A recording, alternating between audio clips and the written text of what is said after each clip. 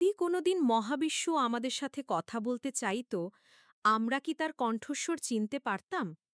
২০৩১ সালের গ্রীষ্মে মানবজাতি এমন একটি ঘটনা প্রত্যক্ষ করেছিল, যা এতটাই নিখুঁত, এতটাই অকল্পনীয় যে বিজ্ঞানীরা আজও সেটিকে বার্তা বলতে রাজি নন। কিন্তু যারা সেই ডেটা দেখেছে, তারা সবাই এক কথাই স্বীকার করেছে, এটি কোনো দুর্ঘটনা ছিল না। গল্প শুরু।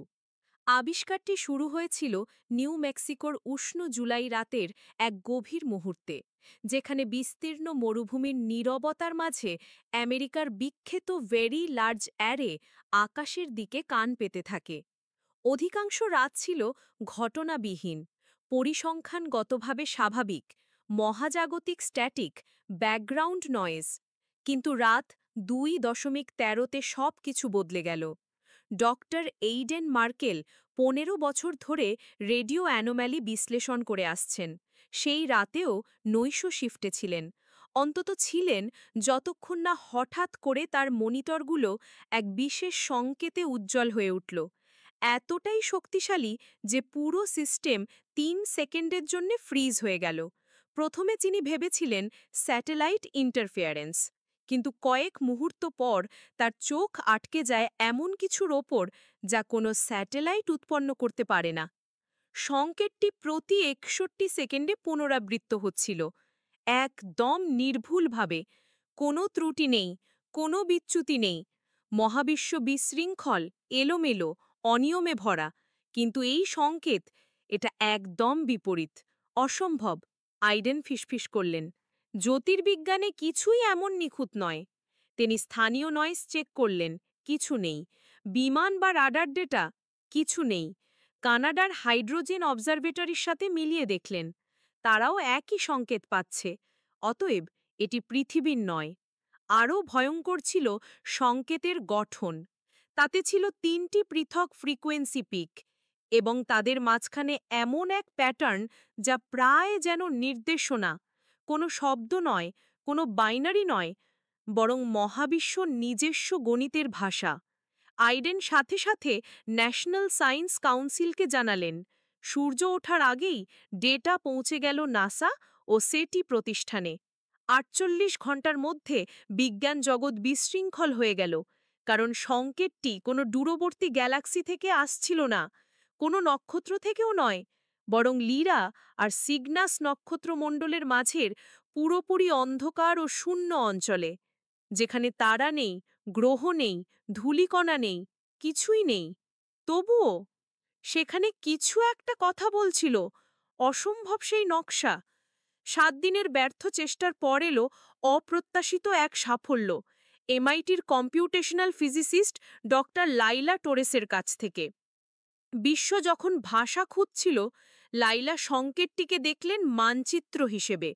তিনি সময়ভিত্তিক ফ্রিকোয়েন্সি পরিবর্তনগুলোকে 3D গ্রাফে প্লট করলেন, এবং যা প্রকাশ পেল তা সম্পূর্ণ অবিশ্বাস্য।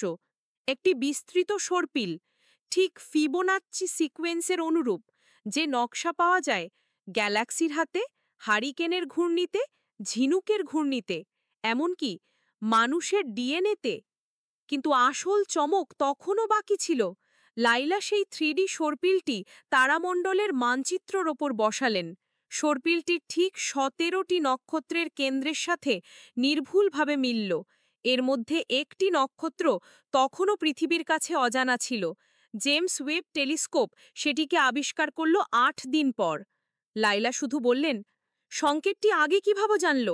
স্পেস টাইমে লুকানো বার্তা।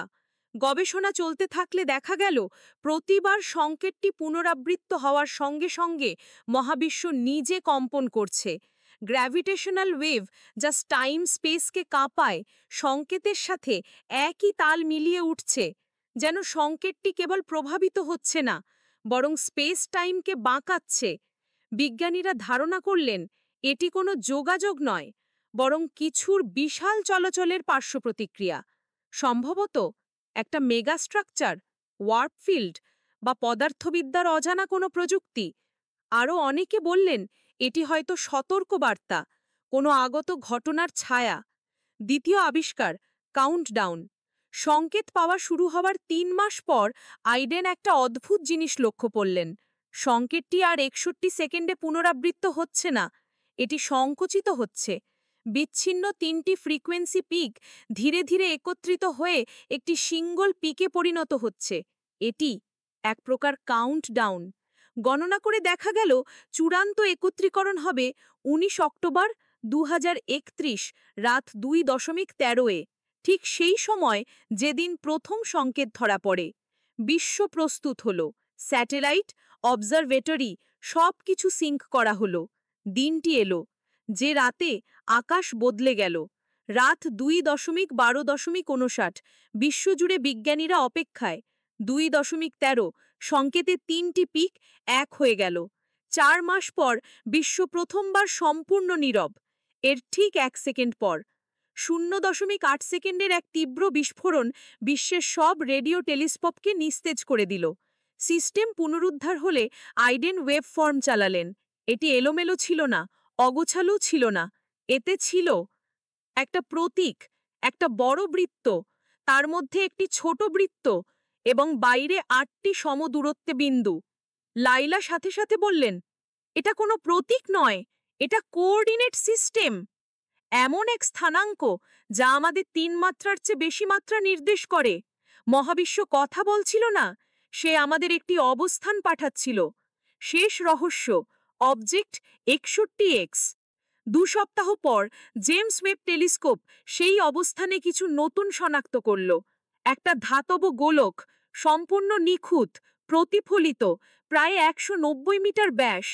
কোনো কক্ষপথে নেই, ভাসছেও না, ঘুরছেও না, শূন্যের মাঝে স্থির দাঁড়িয়ে আছে, যেন অপেক্ষায়। নাসা নাম দিল অবজেক্ট ৬১X। ১২ ঘন্টা পর আবার স্ক্যান করা হলো। গোলকটি নেই, কোনো আলো নেই, কোনো গ্র্যাভিটি নেই, কোনো রেডিয়েশন নেই, যেন কোনো দিন ছিল না। বিজ্ঞানীদের মতে সম্ভাব্য ব্যাখ্যা ১, ভিনগ্রহী বিকন, হয়তো কোটি বছর আগের কোনো সভ্যতার যান্ত্রিক নিদর্শন। ২, ডাইমেনশনাল ব্রিজ, কিছু একটা আমাদের মহাবিশ্বে ঢুকেছে বা বেরিয়ে গেছে। ৩, মহাবিশ্ব সচেতন, মহাবিশ্ব নিজেও হয়তো চিন্তাশীল। ৪, সতর্কবার্তা, কাউন্টডাউন আসলে একটি ঘড়ি, একটি অজানা ঘটনার সময় নির্ধারণ। আইডেনের শেষ নোট, ঘটনার ৫ বছর পর ডক্টর আইডেন মার্কেল চাকরি ছেড়ে দিলেন। ভিএলএ আর্কাইভে তিনি রেখে গেলেন একটাই বাক্য, যেই সংকেত পাঠিয়েছে তার উদ্দেশ্য আমাদের সাথে কথা বলা ছিল না, আমরা শুধু এতটাই কাছে ছিলাম যে তার প্রতিধ্বনি শুনতে পেয়েছি। এর নিচে ছোট করে আরেক লাইন, এটি আবার আসবে।